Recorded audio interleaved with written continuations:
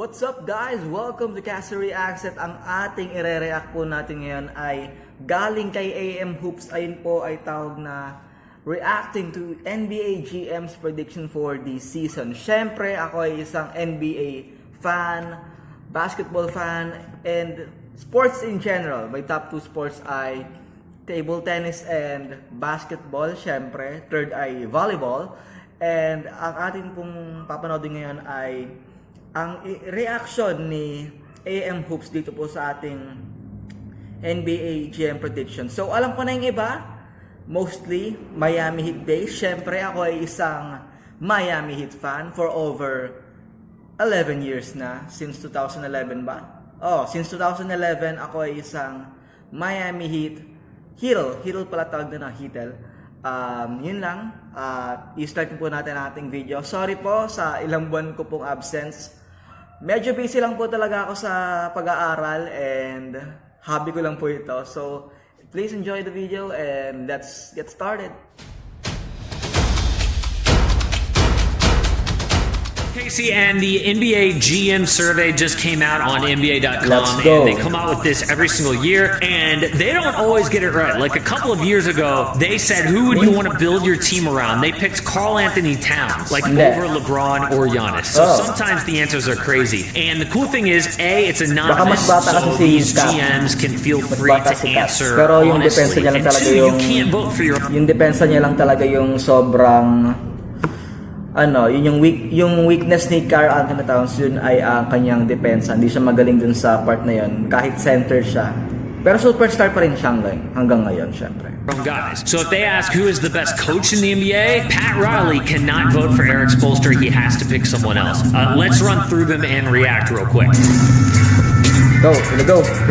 Let's go. Which team will win the NBA Finals? Number 1, Brooklyn Nets.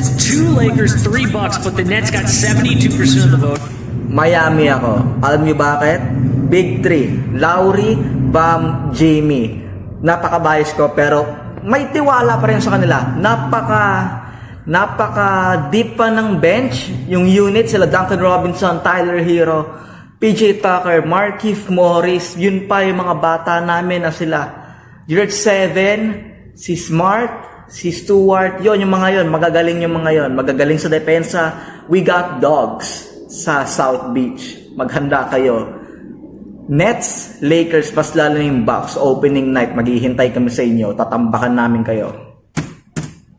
This is like the biggest landslide of a vote since the Dynasty Warriors were doing their thing. This is why the Nets need to trade Kyrie Irving, because you know that Kyrie just sitting out will take their chances way down. This is a golden opportunity for Kevin Durant to prove he can win away from Golden State, for James Harden to prove that he can win at all, which would do a lot for his legacy. And Kyrie cannot stand in the way of this if you're the Nets. Who will win the MVP? Now this one was closer. Kevin Durant 37%, Luka Doncic 33%, and Giannis 13%. Pwede naman si Kevin Durant, pero pili ko si get a single vote on this. That will definitely motivate him. But KD is only 4 percentage points over Luka. And look, I picked Luka as my MVP. And so they're right there with me.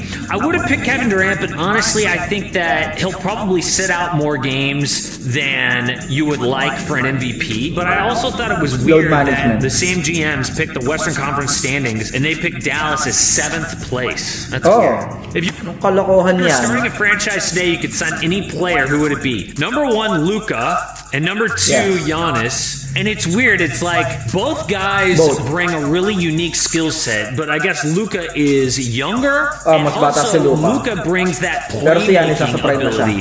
Giannis, I could also see the case for him because he's a two-way threat. He can defend. Luka's not huge on defense. I think that Giannis, even though he's stepped up big Game 6 against the Suns, he still has holes in his game that you have to account for. I just feel like Luka has a higher ceiling, playoffs included, for the next 10 years. Which player is most likely to have a breakout season in 2022? Wait lang.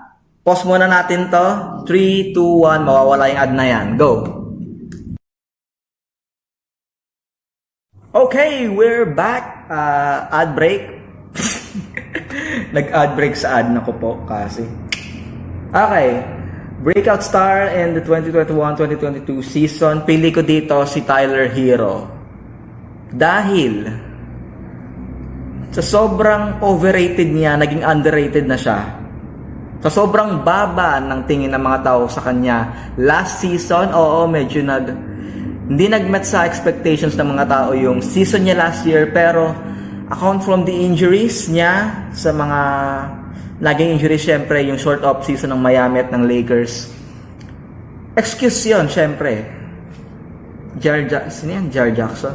Aaron Jackson Jr. 17%, Anthony Edwards 13%, and Michael Porter Jr. at 10%. Kung sa tatlong ito, pipiliin ko dito ay si Michael Porter Jr. dahil mas seasoned na siya, dahil mga tatlong season na siya nasa league, naglalaro sa league since yung 2018 to 2019 season niya ay wala siya dahil may injury siya syempre. And yun, star nga tong si Michael Porter Jr. Siya yung pipiliin ko.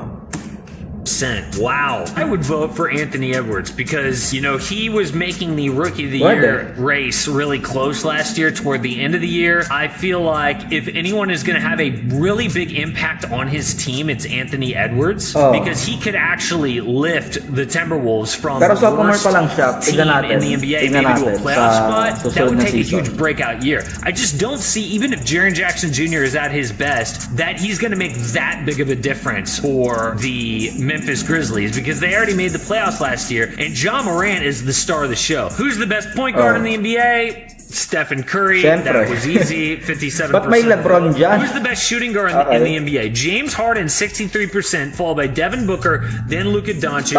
I also love, if you look at the point guard rankings, LeBron James got 7% as the best point guard. And also LeBron James is voted in the small forward category and the power forward category. He got votes to be the best at 3 different positions in the NBA. So obviously a golden opportunity for the Lakers as well. Who is the best center in the NBA? I love this one.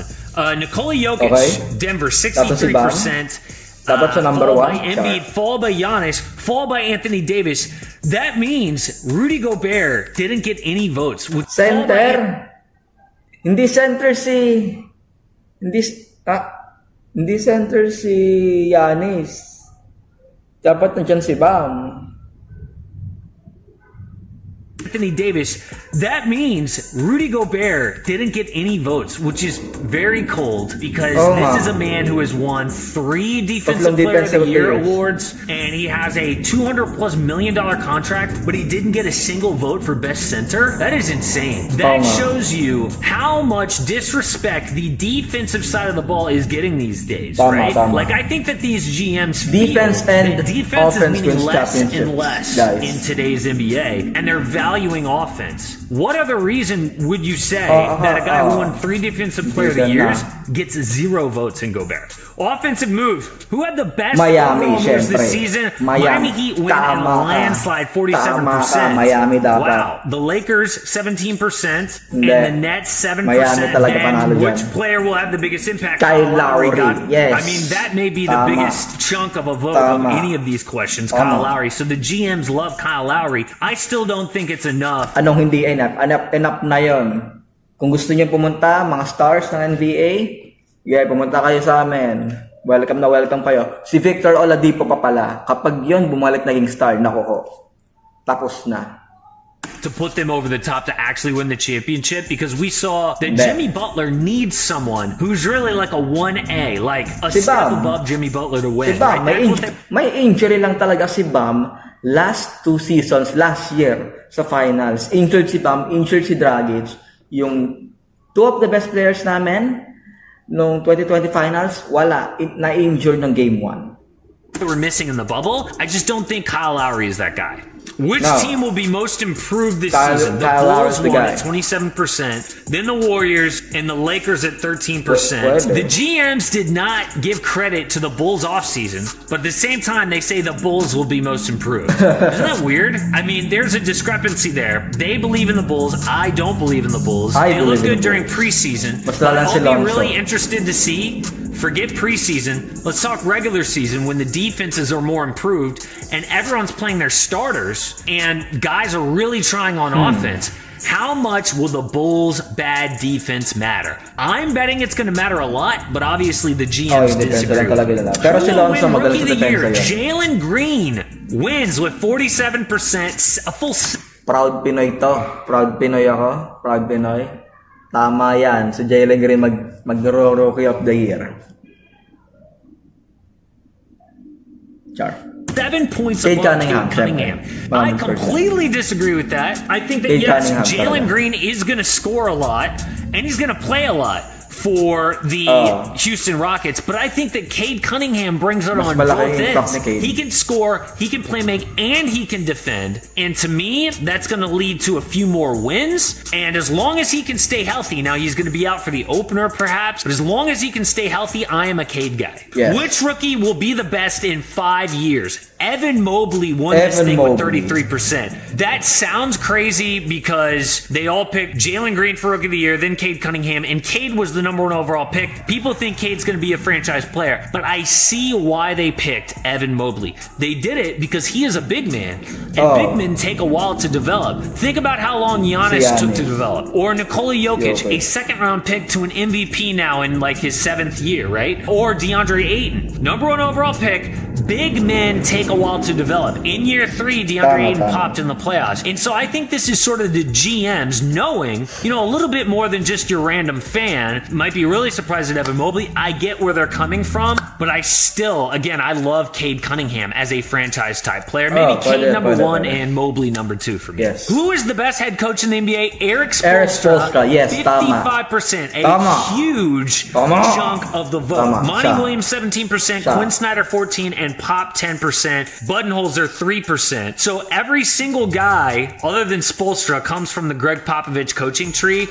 It really hurts that Pop, who used to be #1 on this vote year after year, is all the way down at 10% in 4th place. I mean, Pop didn't really lose much, but what he lost in terms of personnel is Tim Duncan, Tony Parker, Manu Ginobili.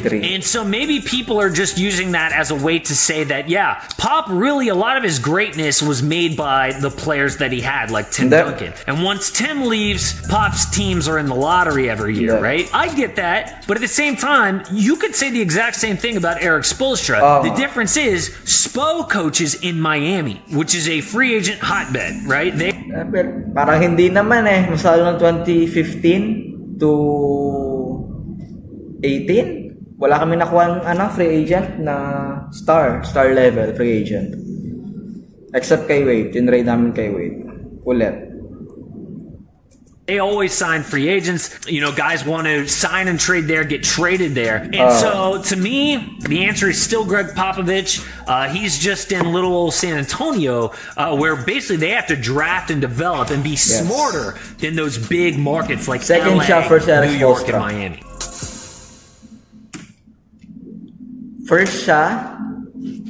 First pala si Eric Spoelstra, second si Greg Popovich. Yung kultura pa lang na binilt ni Eric Spoelstra sa Miami at ni Pat Riley, yun pa lang dun na ako kay Eric Spoelstra. So, what do you guys think? Yung mga takes niya dito ay syempre medyo logical, medyo reasonable, and syempre matalino siyang analyst, napag-aralan niya yung game. And I respect that. So, yun lang po ang ating pagbabalik ng videos. Pagbabalik ko po dito po sa ating channel na Cassyy Reacts. So yun lang po. Thank you guys for watching and see you in the next Cassyy Reacts.